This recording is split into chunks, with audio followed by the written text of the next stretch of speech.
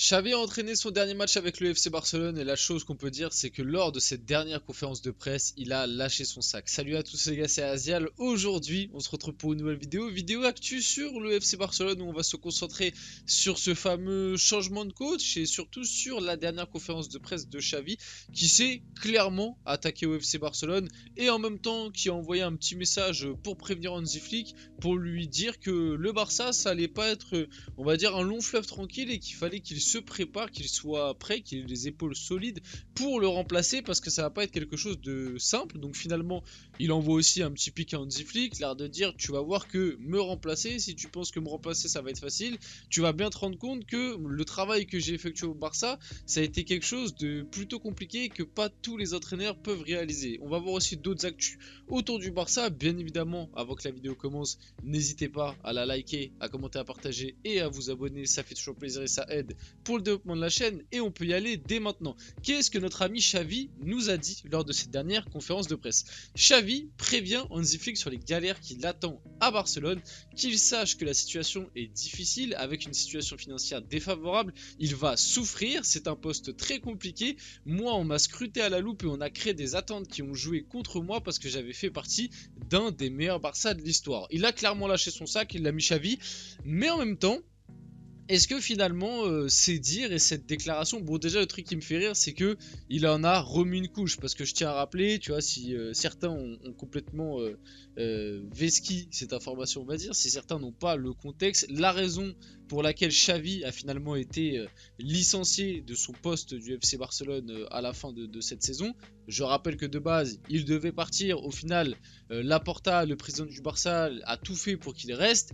Et au final, 2 semaines après qu'il l'ait convaincu, qu'il y ait eu cette conférence de presse et tout, 3 semaines après, au final, Laporta a annoncé qu'il allait le virer. C'était un sketch, voilà, la gestion est complètement clownesque, mais le truc qui me fait rire c'est que la raison qui a fait que Laporta a finalement pris la décision de le virer là il n'y a pas si longtemps que ça, c'est que il avait dit publiquement en conférence de presse que le Barça n'avait plus les finances et entre guillemets n'avait plus assez de moyens financiers pour rivaliser avec les plus grands clubs européens et notamment le Real Madrid. Et il avait dit que les supporters du Barça fallait que sur les prochaines années ils soient un petit peu plus, on va dire, conciliants et qu'ils voient leurs exigences à la baisse. Finalement, un petit peu aussi ce qu'a dit Ten Hag avec Manchester United. Est-ce que du côté de Ten Hag ça va lui coûter sa tête?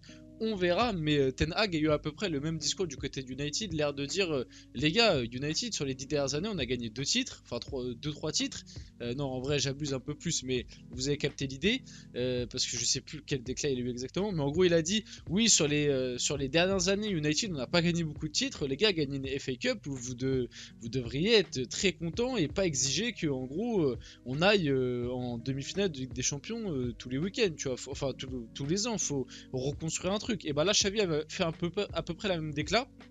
Ça lui a coûté sa tête et là il remet une pièce on va dire dans le distributeur en, en prévenant Hansi Flick en lui disant qu'il va souffrir, que c'est un poste très compliqué, que la situation financière est défavorable, qu'il a été scruté, peut-être des fois trop d'attentes autour de lui.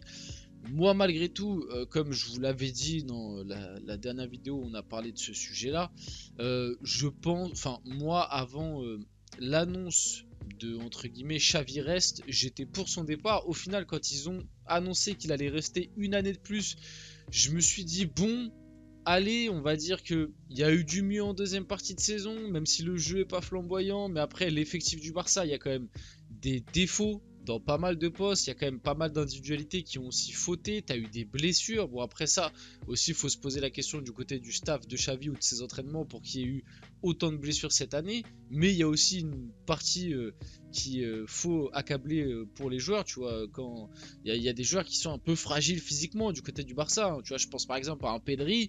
Bon bah voilà, on sait que Pedri physiquement il est quand même fragile, même si bon la gestion a pas toujours été la meilleure du côté de Xavi et son staff, mais vous avez capté l'idée, c'est un peu du 50-50 on va dire ce biais-là, voilà, sur le biais des blessures. Donc moi je me disais, bon allez, pour une année de transition avant d'enchaîner un nouveau cycle en 2025 avec un nouveau coach, je me dis, bon, tu gardes Xavi un an, faut pas oublier que Xavi il a quand même gagné une Liga l'année dernière, Liga que tu n'avais pas gagné depuis 2019 et depuis du coup le départ de Messi, hein, sans Messi tu n'avais jamais gagné de Liga, Xavi a réussi à le faire, bon après il n'y a pas eu non plus un grand nombre d'années depuis que Messi est parti, mais quand même.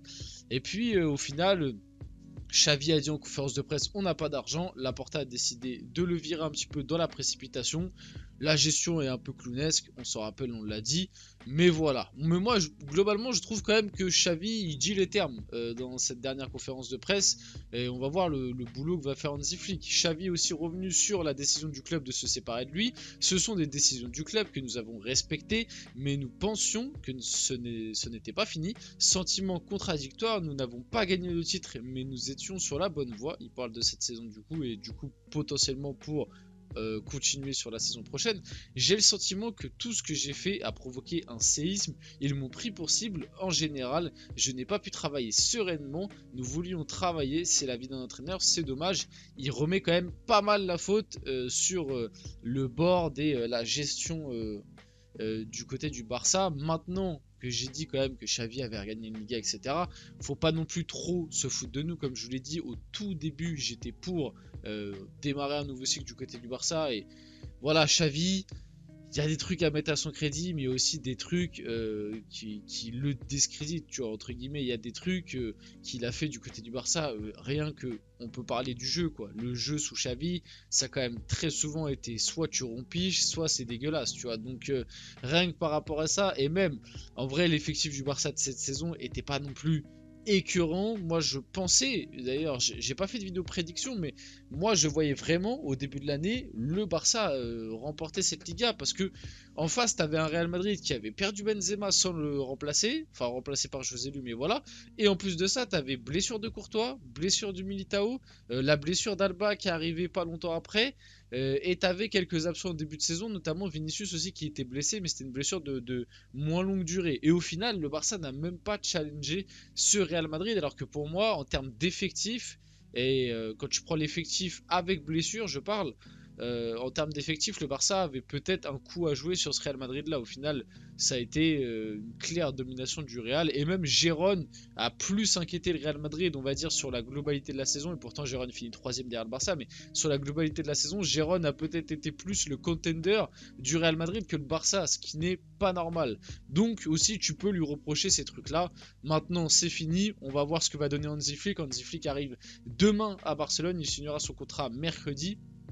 Donc au moment où vous voyez la vidéo, normalement, il est déjà arrivé, il signera son contrat demain.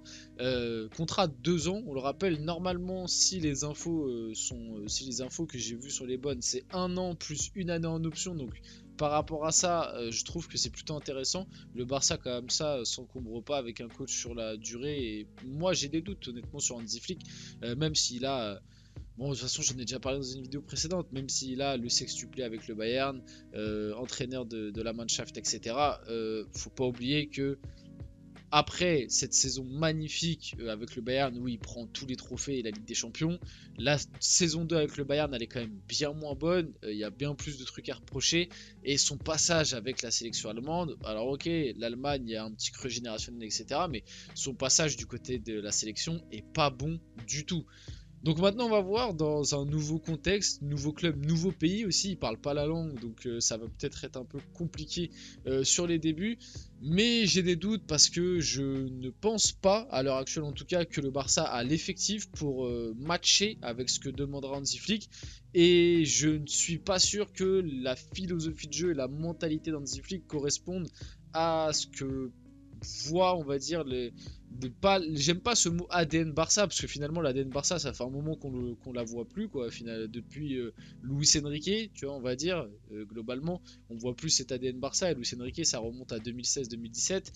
Donc l'ADN Barça c'est un truc j'aime pas trop ce mot, mais je pense pas que ça corresponde à ce qu'imaginent les supporters. Il y a du pressing haut, etc. Mais c'est pas non plus ce jeu de contrôle, des moments où tu as une forte possession de balle, etc. Hansi Flick, c'est on presse haut et limite, j'ai envie de dire, on presse haut et on va marquer quoi, direct. Alors bon, quand ça marche, c'est très spectaculaire, mais quand ça fonctionne pas, ça peut être très vite pas très intéressant. Tu vois, si tu presses haut, mais tu récupères pas beaucoup de ballons et que tu n'arrives pas à beaucoup marquer. Voilà, enfin bref, vous voyez ce que je veux dire. J'ai des doutes sur Hansi Flick, maintenant ça peut fonctionner, hein, je dis pas le contraire. Le Barça veut faire revenir Thiago Alcantara libre de tout contrat. L'objectif est d'en faire un assistant d'Hansi Flick par sa faculté à maîtriser l'allemand et l'espagnol. Ça peut être intéressant, en plus un retour à la maison, il est formé au club. Il pourra en plus dépanner, hein, il a encore quelques trucs à donner. Je rappelle d'ailleurs qu'il était titulaire lors de 2020 et de cette fameuse Ligue des Champions, le sextuplé au Bayern. Donc ça pourrait être quelque chose d'intéressant d'avoir, on va dire, un cadre en plus qui a déjà été sous les ordres d'Hansi Flick, même si on sait que physiquement Alcantara il est un peu cramé, il pourra quand même je pense jouer quelques matchs et apporter ce truc là. Maintenant reste à voir le salaire, mais ce serait libre, donc je pense que Thiago Alcantara peut faire un petit truc financièrement parlant. On arrive sur la fin de cette vidéo, j'espère qu'elle vous a plu. Si c'est le cas, n'hésitez pas à la liker, à commenter, à partager et à vous abonner les gars. C'était Azial et on se retrouve très rapidement pour une prochaine vidéo.